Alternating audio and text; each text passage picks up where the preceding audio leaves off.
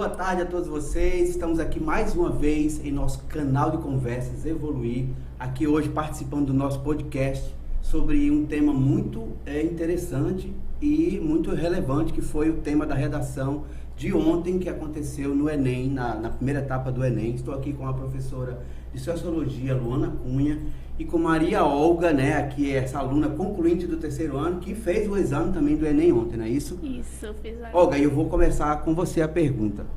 Você, como aluna do terceiro ano, como é que você recebeu a prova ontem do Enem? O que é que, quando você abriu lá a prova, o que é que tinha lá que você já se interessou, já ficou contente ou se frustrou? Conta aí pra gente. Então, primeiramente, bom dia, né? Boa tarde.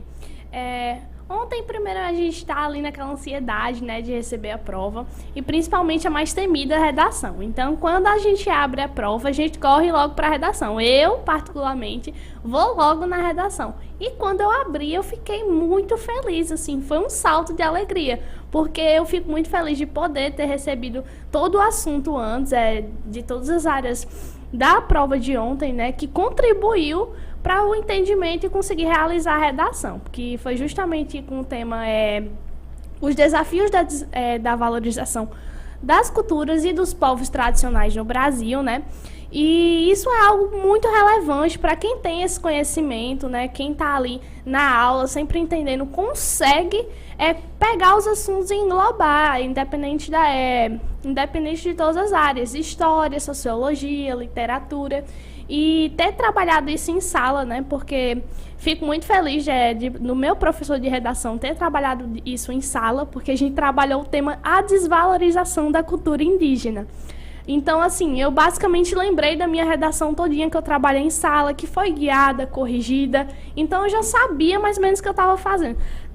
Então não foi nada inusitado, você já estava preparada, então? Sim. A única queixa, assim, foi porque tem aquele famoso branco, né? A gente acaba esquecendo, a gente acaba naquela dúvida, então... É o nervosismo. Isso, aí eu acabei ficando tipo, meu Deus do céu, já sei o que eu vou usar, mas é isso, mas fiquei nem certeza por conta dessa ansiedade, né? Mas, assim, no final de tudo, quando eu saí da prova, já fui pesquisar, conferi e vi que estava tudo sob controle, né? E eu espero estar tudo sob controle, né? Tenho certeza que foi trabalhado bem, sem sala. Mas, Olga, quando você abriu lá que viu o tema, bateu aquele alívio, uau, eu consegui. Ou você ainda... Não, embora você falou aí que o tema foi bastante explorado, né, em sala de aula por diversos professores, mesmo que você estava por dentro do assunto, você conseguiu fazer a redação perfeitamente? Dentro da técnica? Então, eu creio que sim, né? Porque isso a gente só vai ver com o resultado. Mas eu, na minha experiência... Oi? Eu, na minha experiência, eu tenho quase certeza que eu consegui fazer com todas as estruturas adequadas, os repertórios adequados. Ai, meu Deus, me enrolei nisso. Não tem problema. Pronto, utilizei todos os componentes adequados para uma redação. A única coisa, assim, é justamente a questão do branco também.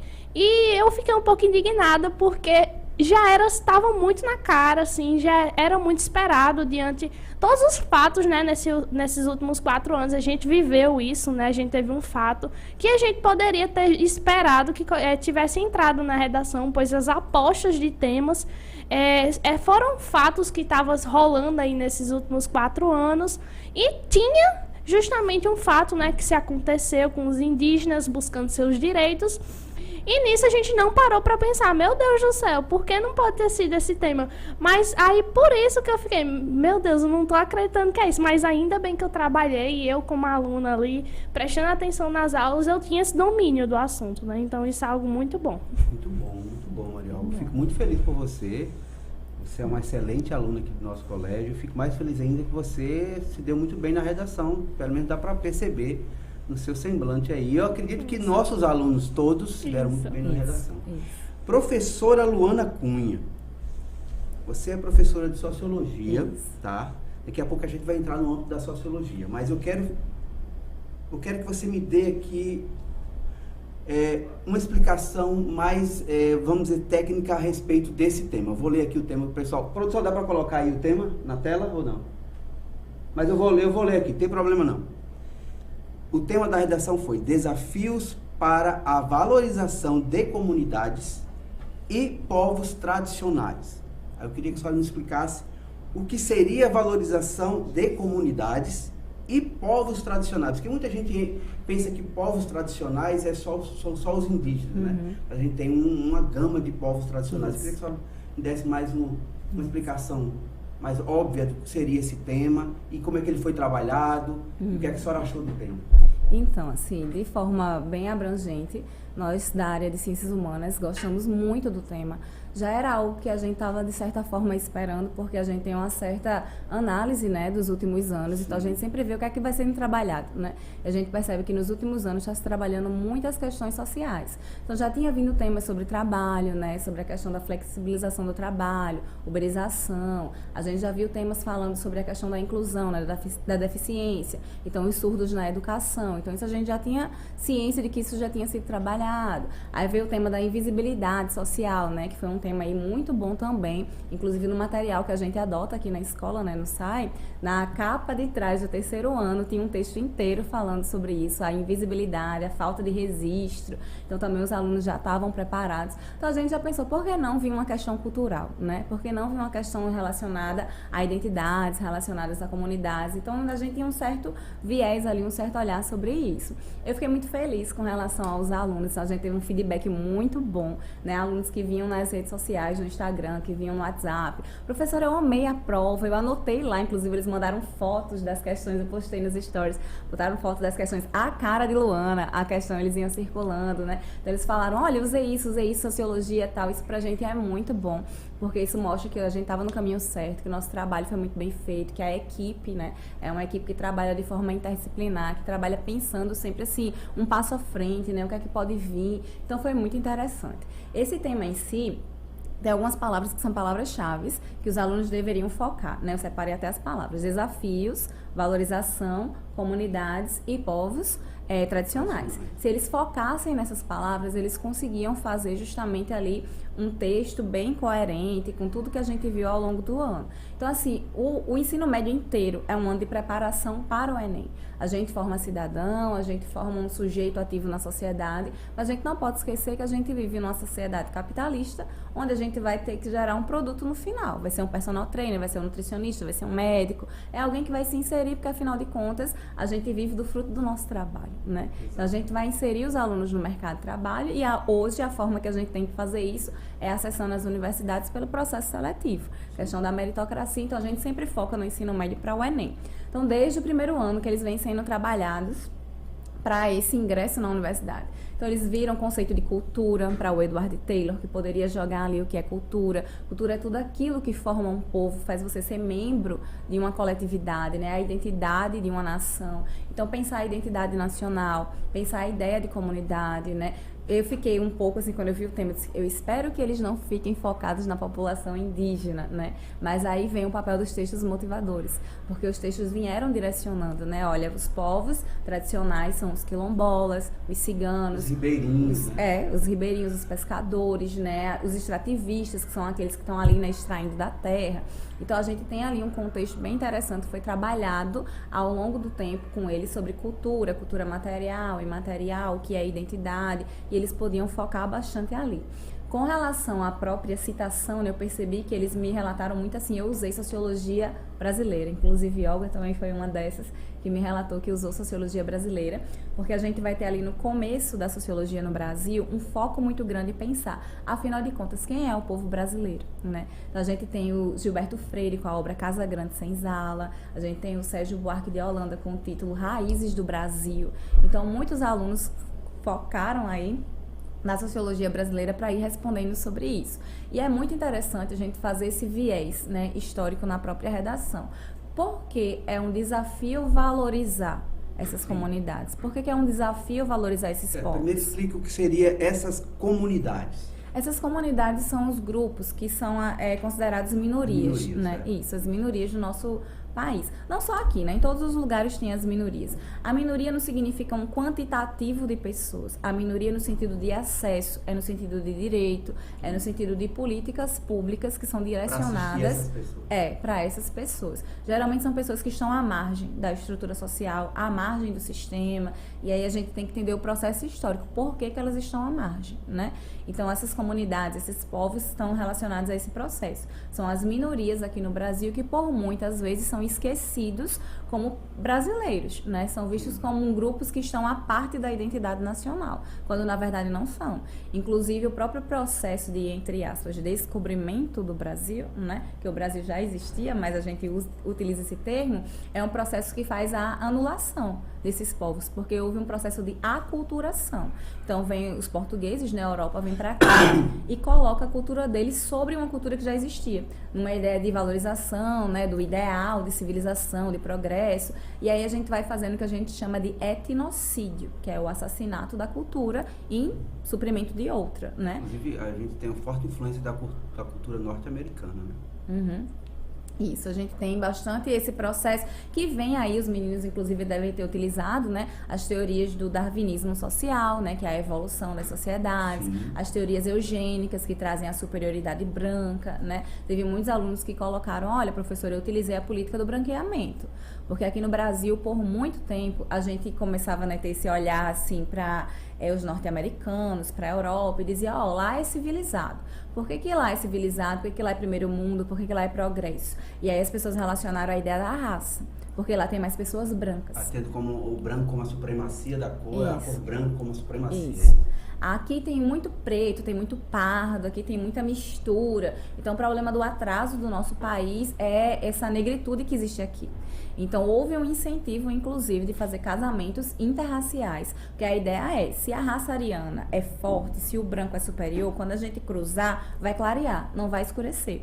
Então as pessoas tinham esse pensamento de vai pegar um preto e um branco, vai casar, aí vai ter uma pessoa mais clara. Na geração dele, ele casa com um branco, tem uma pessoa mais clara, sucessivamente até clarear. Sim. Então a gente teve uma gama assim, de pessoas que defendiam essa ideia, que apostavam nessa ideia. É óbvio que de forma prática, né, essa ideia não tinha como acontecer, você não ia forçar pessoas a casarem. Mas a lógica era, se a gente clareia a população, a gente vai fazer um progresso. Então, o que foi que a gente fez? A gente começou a inferiorizar as pessoas que tinham a tonalidade de pele escura, índio era visto como selvagem, como bárbaro, a gente romantizou a ideia de inocente. Tanto é que hoje, se o índio tem um celular, se ele tem um computador, se ele vive no centro urbano, a gente descredita a identidade dele. Porque no nosso imaginário, é aquele imaginário que a gente tem no Fundamental 1, né? Dia do Índio, tem que ter uma peninha, tem que ter uma pintura, e o mundo inteiro pode evoluir, menos os povos originários. É como se eles tivessem que permanecer ali, né? Com aquele processo ali que vem lá de 1500, quando a gente teve esse descobrimento do Brasil. Então, eu acredito que os povos aí, comunidades e povos, são esses grupos que têm ali uma identidade, que eles tentam manter a partir de uma tradição, né, que é passada de geração em geração. São os grupos que dentro da Constituição estão sim assegurados, entretanto, numa violência simbólica que a gente faz com eles, a gente tende a segregar, tende a não ter políticas assim direcionadas, até porque também são grupos que têm pouca representatividade no Congresso. Quando a gente olha quem são os senadores, quem são os congressistas, quem são os políticos, são homens, majoritariamente, são brancos, né? É a elite. Então, dificilmente a gente vê um quilombola. Geralmente de extrema direita, né? Não necessariamente assim de extrema direita, né? A gente ainda consegue, porque a política ela é muito cíclica. Então a gente percebe, é bem assim, o Karl Marx ele foi muito feliz nessa frase, né? Estado é um representativo de classe. Então, a classe que está no poder, ela vai ter as suas demandas representadas. Entendi. Logo, a outra classe que não vai ser representada, na próxima eleição, ela vai querer ser representada. Então, a gente vai nessa perspectiva, um de direita, aí passa um tempo. Aí um de esquerda passa um tempo, porque sempre vai ficar alguém de fora. E é o que ele chama de luta de classe, né? Então, sempre vai esse processo. Professora, muito bom. Então, o tema foi completamente gratificante para vocês, professores. O tema foi ótimo. Foi trabalhado, né? Foi muito, como a própria aluna falou, foi muito enfatizado nesses 3 anos aí, né?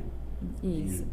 Esse ano a gente trabalhou muito no começo do ano movimentos sociais, o que dava para colocar tranquilamente aqui, né? Porque é um desafio, inclusive, dos povos reconhecerem a sua identidade reconhecida.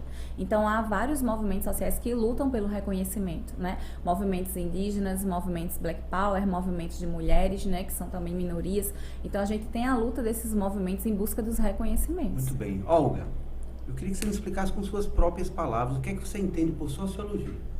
Sociologia, né? Eu acho que a sociologia, basicamente, ela já diz, é o estudo das pessoas, né? Como a gente está ali formando a sociedade, é o estudo da sociedade, né?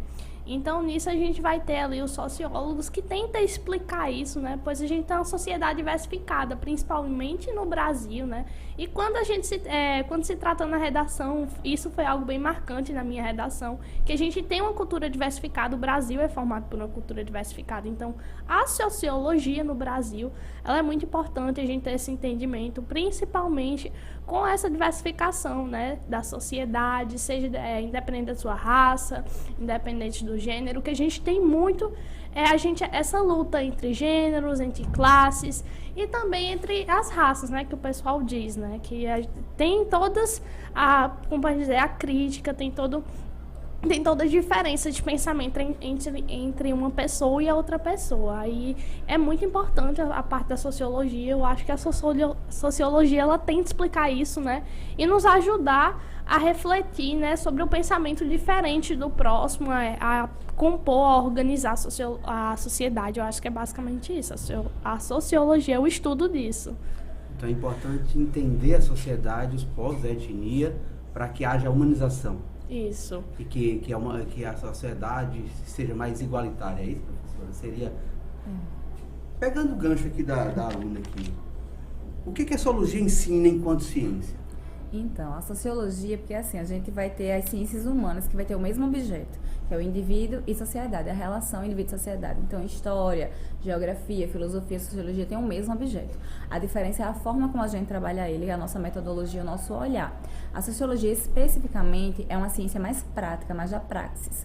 Então, enquanto a filosofia está pensando nos conceitos, as ideias, as definições, o que é ética, valor, a sociologia está pegando esse conceito e aplicando. Porque a gente estuda a sociedade funcionando. O que está acontecendo agora? Então, agora a gente está tendo um conflito na Rússia e na Ucrânia. O que é que isso impacta na economia do meu país? A globalização está relacionada em que nisso?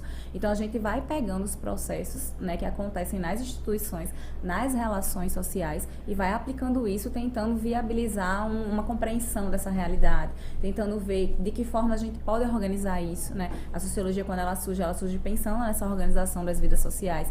Então, é uma ciência muito prática, que vê tudo de forma racional. Não é assim, passar pelo cotidiano sem fazer reflexão, né? A gente reflete todas as coisas. O Sócrates da filosofia tem uma frase que a gente pega dele, né? Que é: uma vida sem reflexão nem é digna de ser vivida. Então, a filosofia faz esse processo de criar as ideias, e a sociologia ela vai teorizando, ela vai analisando, ela vai vendo as perspectivas das relações sociais e os impactos disso na nossa geração, na geração futura, de onde isso veio, né? A gente busca a origem dos problemas. Então, a ciência tem um olhar muito reflexivo e crítico sobre as questões sociais. Certo. Falando em sociologia, né? A China... ela hoje é a segunda economia do mundo, né? Ainda não é louca para passar dos Estados Unidos, que os Estados Unidos ainda é a primeira potência econômica mundial. Mas a China, ela deu o nome de sociologia de mercado, que para outras pessoas, para muitas pessoas, é um capitalismo. O que é que a senhora, o que é que você, com a senhora com uma educação, mas você é jovem, o que é que você vê como esse nome, socialismo de mercado? Por que não capitalismo? Porque, inclusive, eu estive na China em 2014. Estive na China e observei que existe uma ditadura, existe inclusive, eu não podia, eu estava em hotel, eu não podia acessar as redes sociais. Ao próprio, quando existia celular na época, até na época do Orkut, foi eu e mais alguns amigos na China, a gente foi numa feira internacional que todos os anos, feira de negócio, é uma feira de negócio do mundo, na feira de Guangzhou, se não estou enganado. E a gente é privado de várias coisas, a gente é monitorado, inclusive, se você vai pegar um táxi para ir, você é monitorado, ou seja, existe uma ditadura meio que mascarada, mas existe. Aí existe. A China não seria um país hoje capitalista porque abriu o mercado? A China abriu o mercado. Com a globalização, a China abriu o mercado. Hoje, 99% das coisas que a gente utiliza aqui ou é fabricado, ou é montado, ou vem da China. Então, por que eles usam socialismo de mercado? O que é que isso quer dizer? Tem a ver com a própria soberania da nação, né? A forma como ela entende que é o seu tipo de governo, a sua estrutura, né? Então, hoje em dia, a gente não pode, assim, olhar e dizer para assim, esse país é socialista, esse país é comunista, porque o capitalismo, ele está inserido em todos. É a forma, inclusive, das relações internacionais acontecerem, né? Porque as relações se dão através da moeda, né? Então, a gente vai ter aí um processo de ser mais, assim, uma forma de conduta das próprias relações de organização ali do país. Ele não assume, assim, um capitalismo em si, porque o capitalismo tem a ver com o liberalismo. E o liberalismo está ligado à liberdade, né? A liberdade do indivíduo de começar um negócio, tanto é que tem a livre iniciativa, a livre concorrência. Então, como eles ditam muito as regras, e isso não é a característica do capitalismo, o capitalismo é essa liberdade de atuação, né, da concorrência ser livre, então eles assumem essa posição de socialismo de mercado. Estamos abertos no mercado a negociações internacionais, a multinacionais, isso nós estamos abertos, mas questão cultural é mais fechado, né? Porque, inclusive, quando eu estava lá na China, eu fiquei 19 dias. Eu conversei com alguns chineses que falavam inglês. Como é que se deu todo esse processo econômico da China? Porque há algumas décadas, 3, 4 décadas atrás, a China era completamente pobre. E teve uma ascensão econômica, né, avassaladora nos últimos anos, nas últimas décadas.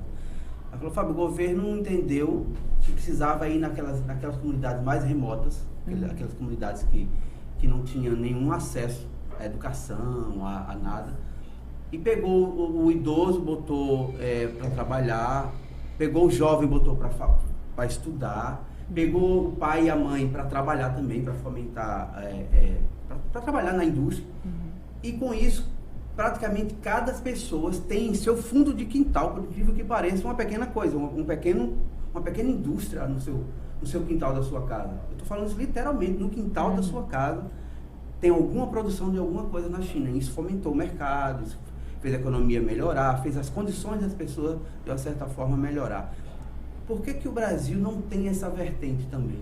Por que no Brasil, dependendo dos partidos de direita ou esquerda, uns procuram mais o assistencialismo, ou seja, inchar o mercado, fazer com que o Estado, e fazer com que o Estado seja responsável, né, em prover alimentação e etc. Às vezes nem o desenvolvimento intelectual das pessoas, mas sim a sobrevivência das pessoas. Porque se a gente observar os outros mercados, principalmente países de primeiro mundo, o governo prioriza a iniciativa privada, porque a iniciativa privada é que gera emprego e renda e o desenvolvimento de uma nação.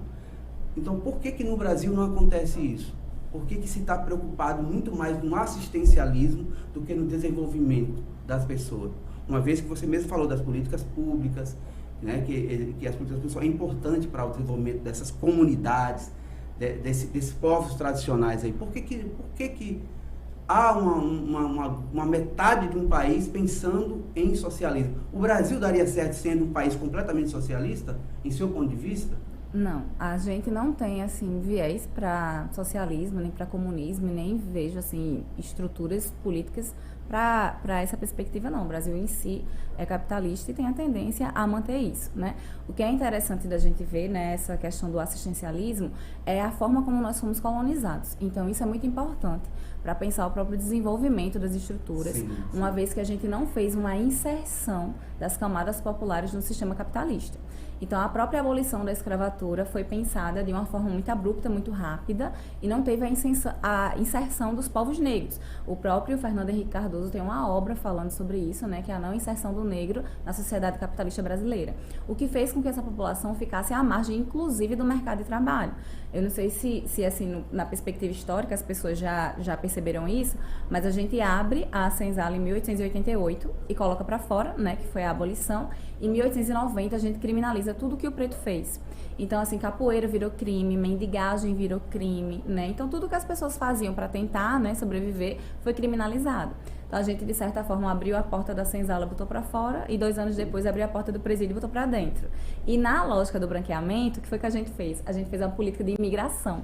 A gente chamava tudo que era branco para cá. Italianos vieram, japoneses vieram, espanhóis vieram, então café, tal, tudo a gente dava trabalho para os brancos. E os outros grupos ficaram marginalizados. Então, quando se fala assim, no Brasil tem uma dívida histórica com essas populações, é porque é verdade. A gente tem sim uma dívida histórica e no Brasil é emergencial a questão da desigualdade social e da fome. E fome não espera, Você né? coloca uma palavra agora, a palavra-chave, emergencial, ou seja, as políticas públicas, eu acho que tem que ser uma coisa emergencial. É emergencial, isso, não é uma coisa a longo prazo, isso. Então, a ideia é assim, uma criança que ela tá passando fome, ela não vai para a escola, que a prioridade dela é outra coisa. Então, ela vai ajudar o pai a catar uma lata, a catar alguma coisa, né? E aí, é esse processo de é emergente sanar a fome. Então, a gente dá assistência. Mas essa assistência precisa ser vinculada a outra coisa. Sim. Então, o que dá muito certo em política afirmativa é um exemplo, tá? Assim, a criança vai para a escola, se ela mantém 70% de frequência, ela tem uma bolsa que vai ser remunerada. Então, a família, muitas vezes, até com a ideia da bolsa, não a ideia da prioridade na educação, manda a criança para lá. Você não pode faltar, porque você vai ter que receber esse dinheiro. Se faltar, eu não recebo. E, de certa forma, aquilo é super importante, que a criança está na escola e ela vai ali, mesmo que seja à força, num direcionamento de estrutura, formando, né, o seu cognitivo, tal, para depois ser inserida no mercado de trabalho. Porque todo mundo vai passar pelo mesmo processo seletivo, que é o Enem. E a gente não pode ser ingênuo de achar que o Enem é uma prova de meritocracia. É também, mas é uma prova de privilégios. Porque existem pessoas que, por exemplo, precisa trabalhar e estudar. A gente tem casos, inclusive, de alunos que trabalham e estudam. E tem alunos que a vida inteira é estudar, porque a família tem uma condição econômica para isso. Então, faz isolada de química, de física, de matemática, de redação, de inglês, tem condições de fazer intercâmbio. Então, essa criatura e essa outra vão competir de forma igual. Então a senhora está dizendo que é a favor das cotas, então. Isso. Agora, não é uma cota sem tempo. Indeterminado, né? É uma cota que ela seja pensada numa política de agora é necessário fazer isso para um reajuste, e aí a gente trabalha na equidade, porque se trabalhar em igualdade também não funciona, né? A equidade é o que dá certo, a equidade é entender, vão partir de pontos diferentes para chegar no mesmo lugar. Então, assim, os meninos, por exemplo, de escola privada vão concorrer na ampla concorrência, escola pública vai concorrer em outra, né? Então, a gente vai tentando fazer a concorrência ser o mais igual possível para todo mundo chegar no mesmo processo. Então, uma coisa que o Brasil, assim, a gente tem dificuldade de entender é que carne dá dinheiro, feijão dá dinheiro, soja dá dinheiro, né? Mas só isso, um país que exporta só isso não é um país rico. Um país rico é um país que exporta tecnologia. Se ele exporta tecnologia, ele cresce economicamente. Aí, para exportar a tecnologia, precisa ter ciência. E ciência se faz aonde? No nível superior. Então, quanto mais pessoas forem para o nível superior... também, né? Para o cientista, precisa de incentivo, né? Para poder fomentar a tecnologia a ponto de vender a tecnologia para fora. Não é isso? Uhum. Olga, eu queria que você tem 17 anos, é isso? Isso. Tá, é uma bebê ainda, é uma jovem aí, que está no início da sua carreira. Você tem intenção de fazer o Enem para qual profissão? Assim, qual você quer estudar o quê? Então, a princípio, por incrível que pareça, por mais que eu apresentei como pode dizer, essa confiança na prova de humanas, meu potencial mesmo, a minha confiança está em exatas. Olha só. Então... É raro uma pessoa que gosta de exatas gostar de humanas. Era viu? Menina Eu mesmo gosto de humanas, exatas, nem fala comigo. Na verdade, assim, tipo, exatas adoro, eu sou interessada, é fazer o que eu gosto. Humanas eu aprendo, eu tô ali aprendendo porque é a necessidade de aprender. Eu cresci, minha educação, meus pais, eles sempre disseram, sua herança vai ser o conhecimento. Então, usufrua dele independente de como for. Então, independente da aula ali, eu tenho que estar ali aprendendo, a minha vontade é de aprender, mas a minha aptidão é de exatas, o que eu gosto de fazer é exatas, e quando se trata de você ser inserido no mercado de trabalho, eu quero trabalhar nesse ramo, né? Eu quero trabalhar com o que eu gosto, tem uma citação, eu não sei de quem diz, que é quando você trabalha com o que você gosta, você não trabalha, você passa a sua vida apenas vivendo algo que gosta. Então, eu quero ingressar em engenharia mecânica.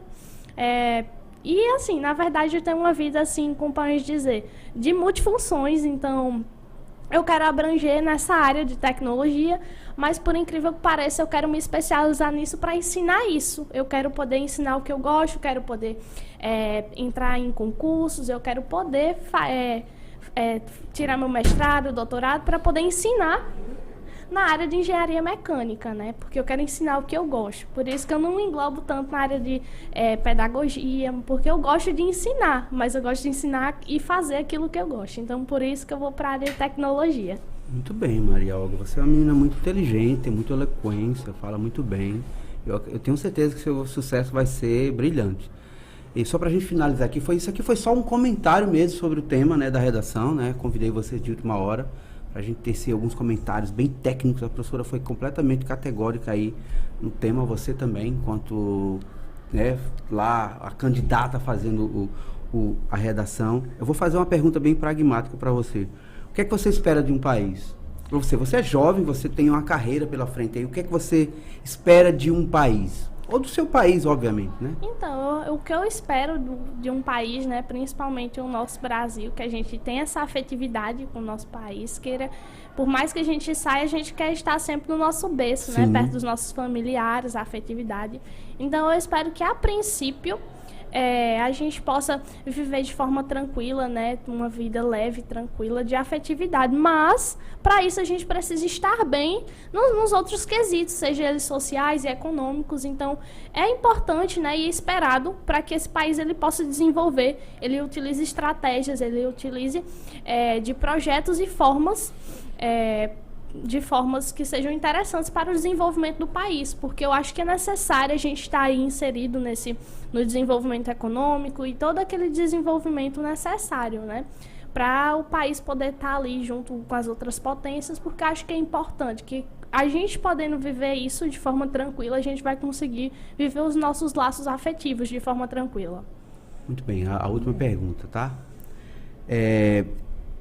Essa última política, né, esses 4 anos que a gente ficou completamente imerso na política, né, foi muito crucial para todo mundo. Nunca se respirou tanta política como hoje, né, como agora. Eu digo isso porque eu tenho 51 anos e eu nunca vivi a efervescência da política como foi feito agora.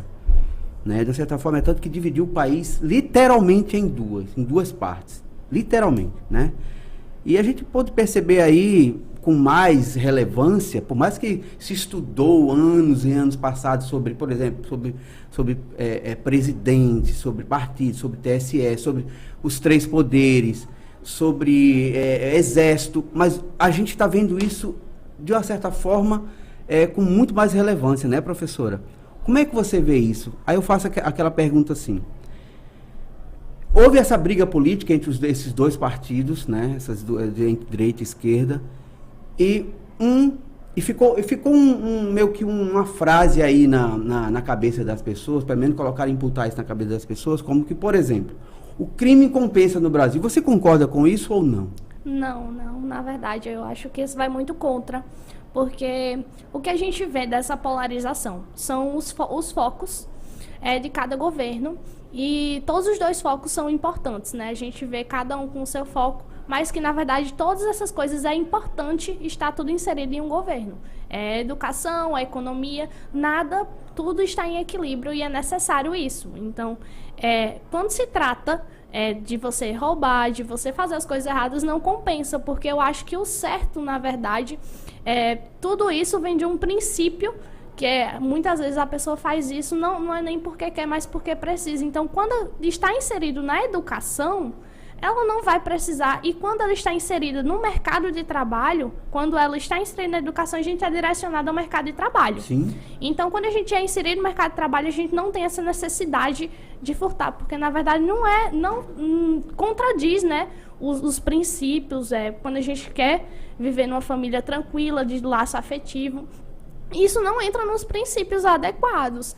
Então, quando a gente tem educação, a gente é inserido no mercado de trabalho, a economia está ali funcionando bem, a gente passa a conseguir, a gente passa a entender que não é necessário. Então, não é certo quando se trata de roubar, não compensa o roubo para você poder viver. Então, é justamente necessário o governo ele ter esse olhar para a educação, para que a criança ela esteja ali inserida na educação, para ser inserida no mercado de trabalho, né? Independente da sua raça, do seu gênero, estar inserida no mercado de trabalho e a economia girar bem para que o país cresça, né? Porque então, a gente trabalhar para a coletividade, não para grupos específicos, não é isso? A gente, na verdade, é interessante, assim, queira que não queira, a gente vive num país capitalista, né?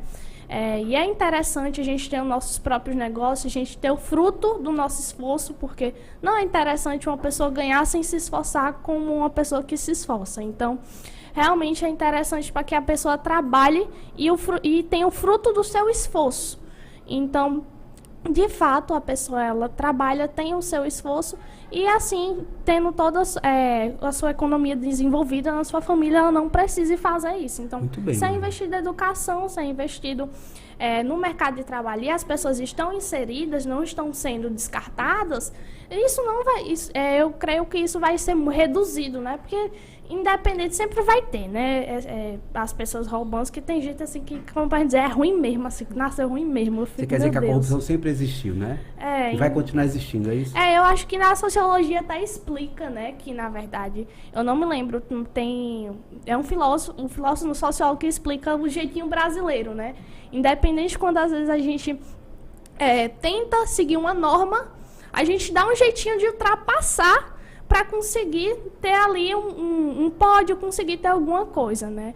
Ela sempre existiu, infelizmente, mas a gente tenta combater isso. As pessoas que querem viver de forma tranquila, independente economicamente ou com sua família, né? Viver um laço afetivo tranquilo, ela tenta reduzir a corrupção, mas eu acho que às vezes a gente é corrupto sem nem saber, né? Todo mundo... Muito bem, Olga. Você fala muito bem, gosto Obrigada. muito de você. Parabéns. Melhor ainda por ser nossa aluna. Obrigada. Eu fico muito feliz com isso. Professora, também a última pergunta para a senhora. O PT vai voltar a governar o nosso país. Muito embora o PT se envolveu em vários escândalos de corrupção. A senhora também é professora de filosofia, não é isso? Isso. A filosofia nos ensina... através de seus filósofos, a ética, a moral, né? Como a gente deve ser enquanto sociedade, não é isso? Como a senhora entende, porque eu fiz uma pergunta para ela sobre assim, então o crime compensa no Brasil, porque esse escândalo de corrupção, eles foram externados, aconteceram, não foi porque falaram e aconteceram isso, né? Enfim, o mundo inteiro sabe disso. Aí, dentro da sua perspectiva educacional, enquanto professora de filosofia e sociologia também, o crime compensa no Brasil? Não, assim, o crime ele não compensa, né? E aí a Olga foi muito feliz de falar que a gente até tem um viés de fazer uma explicação sobre isso. Quando a gente estuda tanto a filosofia como a sociologia e faz um olhar, assim, uma análise para a sociedade brasileira, a gente vê que desde o processo de colonização houve já uma questão de corrupção, né? Já desde o comecinho há uma carta ali que era escrita pedindo à coroa de Portugal então isso emprego. É cultural, é? Isso. A gente pode admitir que isso é cultural? Isso, podemos admitir que isso é cultural. É uma perspectiva mesmo de uma cultura que é reproduzida e aí ela foi muito feliz em falar da questão do nosso inconsciente, né? Tanto o Sérgio Buarque de Holanda como o Roberto da Mata, eles vão falar que é uma questão assim de identidade, porque quando a gente olha para outros países, a gente vê que existem comportamentos, posturas, identidades, sim. Coisas que são relacionadas a cada nação mesmo, a cada país. Tem comportamentos diferentes. E aqui no Brasil a gente tem esse comportamento, né, que é um comportamento do desvio à regra. Muitas vezes o povo assim nem percebe que está fazendo de errado. Por exemplo, coisas simples. Beber e dirigir não pode. Tá na Constituição, tá na regra que beber e dirigir não pode. Mas se eu vou numa festa e eu tô dirigindo e eu me nego a beber, as pessoas ao meu redor dizem que eu sou besta. Não é besta, menina, basta um aplicativo ali vai dizer verdade, onde tem isso, onde tem aquilo. Então a gente cobra uma coisa que a gente não faz na nossa prática. E o político, ele não sai de Marte e vem pra cá, ele sai daqui do meio social. E aí o que é que a gente tem que fazer, né? uma lei assertiva de combate à corrupção. O governo do PT, que foi um governo que teve os escândalos, né, das corrupções, foi um governo que deixou muito aberto as investigações. Por isso que a série de escândalos. Mas nos governos anteriores tiveram e nos governos posteriores vão ter. Porque, infelizmente, é uma questão da cultura. Aí cabe, e aqui o Decisão é muito feliz nisso, porque nem toda escola faz isso, colocar a filosofia e sociologia na base. Porque aqui vem desde o 6º ano. Então, os alunos, eles aprendem. Corrupção é o quê? Aí eles falam, é roubar dinheiro, é política. Não. Corrupção é o desvio de qualquer conduta e benefício próprio. Se você fila na prova, você é corrupto. Porque a conduta é você, com seu conhecimento, botar ali, não é filar. Então, desde o 6º ano, eles aprendem ética, valor, o que é certo, o que não é. É lindo o aluno daqui, que chega na coordenação, né, do fundamental, faz coordenadora Daniela, eu achei ali R$5 no corredor. Ele não pega, porque ele entende que não é dele. Se tá aqui na escola é de alguém daqui, e eles entregam, aí depois de 10 minutos chegou, tia, perdi meu dinheiro, e ela está aqui, fulano entregou. Isso é lindo. Então é assim que a gente consegue combater a corrupção, né? Às vezes você estudou, se formou em fisioterapia, vai abrir uma clínica, não quer passar pelo processo burocrático, conhece alguém na prefeitura, fulano, ajeita para mim, me dá o aval, e abre a clínica sem o aval, sem fazer. Então, assim, é interessante ver. Infelizmente é um problema cultural. É óbvio que não cabe a gente achar normal. Normal nunca será, mas cabe a gente alertar, criticar, não passar pano, entender que isso deve ser combatido, que a lei deve atuar, se fez um crime vai ser preso, se fez vai ser respondido e vai. O que não pode é a gente achar normal, porque de verdade se me incomoda as pessoas dizerem assim, fulano rouba, mas todo mundo rouba, sempre. Não é para normalizar, não é para banalizar.